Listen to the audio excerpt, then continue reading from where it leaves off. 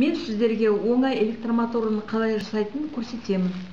Бұл іске бізге керек заттарымыз: батарея, резинке, 2 темір қыстырғыш, сым және магнит.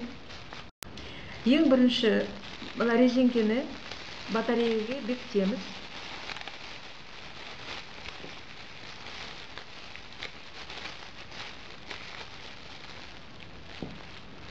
Содан кейін 2 темір қыстырғышты майыстырамыз. 2 темір қыстырғышты осылай майыстырамыз. Содан кейін мына батареяға бекітеміз.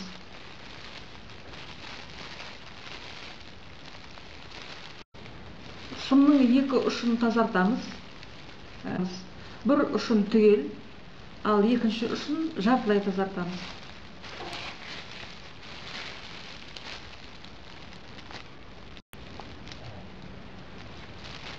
Содан кейін мына сымды осылай ораймыз.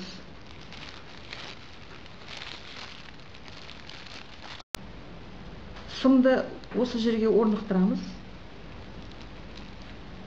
Сосын осы магнитке жақындатамыз.